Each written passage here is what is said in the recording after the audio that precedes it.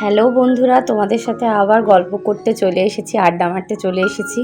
তো দেখো আমি বিছনাগুলো গুছিয়ে ফেলছি। আমাদের সকলের প্রত্যেকের বাড়িতে কাজই প্রায় একই রকম হয়, কিন্তু সেই যে কাজটা তোমাদের সাথে যখন শেয়ার করি না তখন মানে সেই কাজটার মধ্যে না কতগুলো ভালো লাগা তৈরি হয়, একঘেয়েমি থাকে না। তাই জন্য যাই হোক, এই তোমাদের সাথে কথা বলতে বলতে ব্লগ করতে করতে কাজ করতে বেশ ভালোই লাগছে, ভালোই লাগে। তোমরা আমাকে ইন্সপায়ার করো, তাহলে আরও ভালো লাগবে। তো আমার ব্লগটা দেখো, তাহলে আমার কাজ করার এনার্জিটাও দ্বিগুণ হবে। এই চাদরটা না মিশো থেকে কিনেছিলাম, খারাপ না, সুন্দরী চাদরটা। আর ওই যে বন্ধুরা পাখাটা রেখেছি না ওখানে, এই পাখাটা কালকে প্রচণ্ড কাজে লেগেছে। কারণ কালকে না মানে রাত্রেবেলা অনেকবার, প্রায় 2-3 বার কারেন্ট গেছে, তাই জন্য পাখাটা কাজে লেগেছে। আর আমি এখন একটু স্কিন কেয়ার করে নিই, মানে একটুখানি এই যে হাতে নিয়ে নিয়েছি, এটা সানস্ক্রিন লোশন নিয়ে নিয়েছি হাতে, এবার মুখে অ্যাপ্লাই করে নেবো। জানো তো, আগে না সানস্ক্রিন মাখতাম না, এখন না ঠেলায় পড়লে বলে না বিড়াল গাছে ওঠে না, তাই মাখি। তাহলে চলো, মুখে অ্যাপ্লাই করা হয়ে গেছে, এবার একটু টিপ করে নিই। চলো, টিপও পরে নিয়েছি, পরে নিয়ে এবার চলো নিচে যাই। তাহলে নিচে যাওয়া যাক। আর সানস্ক্রিনটা মাখার পর দেখো মুখটা চকচক করে, দেখেছো? আজকে কি টিফিনে আছে অবশ্যই তোমাদের দেখাবো, আজকে কি টিফিন করছি। আর সবাইকে গুড মর্নিং। আমি সকাল থেকে তোমাদের সাথে একদম কথা বলতে পারিনি, বিছনার গুছালাম, বিছনার কাজ করলাম। তোমাদের দাদা অনেক সকালবেলায় বেরিয়ে গেছে। দাঁড়াও লাইটটা বন্ধ করে নিই, লাইট আর ফ্যানটা। আজকে না মেঘলা ওয়েদারটা। আমার ঘরের দরজাটা বন্ধ করে দিই, ঘরের দরজাটা বন্ধ করে দিয়ে যায়। চলো নিচে চলে যাই। চায়ের কাপ হাতে সকালবেলায় একবার আসা হয়, আর চায়ের কাপ হাতে হয়, চায়ের কাপ হাতে। আজকে টিফিন কি করছি তোমাদেরকে দেখাবো। নিচে লাইট তো জ্বলছিল না বন্ধুরা, যেটা বলছিলাম, নিচে তো লাইট জ্বলছিল না, অন্ধকার দেখছো। আর আমার মোটামুটি দেখো রান্নাঘরটা কালকে পরিষ্কার করে রেখে গেছিলাম, তো পরিষ্কার করেছে। সকালবেলায় ওই দুধ গরম করেছে, তাই দুধ মনে হয় পড়েছে একটুখানি।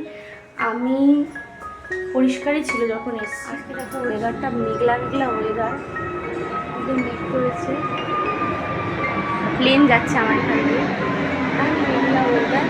এরকম কলা গাছে কাদি হয়েছে, কিন্তু এরা না কলা গাছে একটাও কলা খায় না, শুধু নষ্ট হয়। আমার না খুব খারাপ লাগে, কি করবো, আমাদের তো বাড়ির গাছ না, আমরা তো খেতে পারি না বলো। আজকেও নতুনত্ব কোনো খাবার নেই, সেই একই একঘেয়েমি রুটি আর চিচিঙ্গে ভাজা। আজকে পেঁয়াজ দিয়ে চিচিঙ্গে ভাজা করবো, পেঁয়াজ, কালো জিরে, কাঁচা লঙ্কা।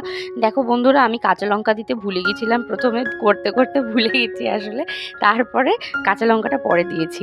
আর দেখো নুন হলুদ মাখিয়ে রেখেছি, নুন হলুদটা মাখিয়ে রাখলে না চিচিঙ্গেটা থেকে জলটা কম বেরোবে না, ছেড়ে দেয়।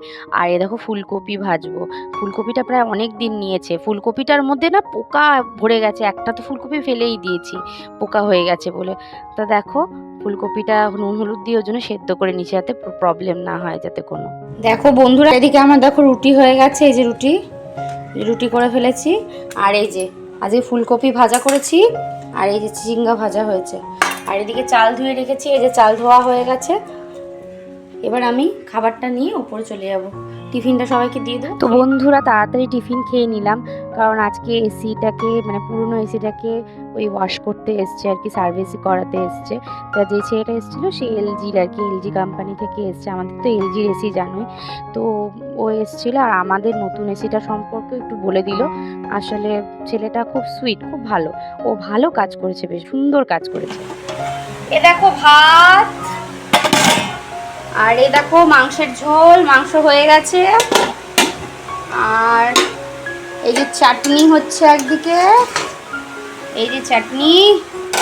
আর এই দেখো গিমের বড়া, এটা গিমে শাক, ওই গিমে শাকের বড়া করবে। ব্যাস আজকে এই লাঞ্চ। আর এই যে চাপ হচ্ছে, চিকেন চাপ।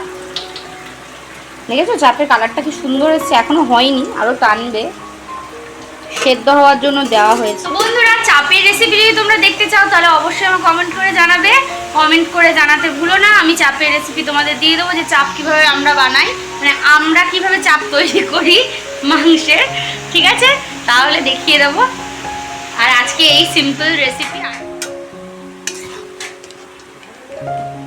বন্ধুরা আমরা চাটনিতে বাতাসাই দিই, বাতাসা দিয়ে চাটনি করি, যে কোনো মিষ্টি আইটেম না বাতাসা দিয়েই করি।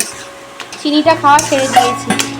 দেখো বন্ধুরা আলুর তরকারি হবে আজকে, তরকারি বসিয়েও দিয়েছি। এই যে তেলের মধ্যে কাঁচা লঙ্কা, শুকনো লঙ্কা আর কালো জিরে আর টমেটো দিয়েছি, এবার আলুগুলো দিয়ে দেবো।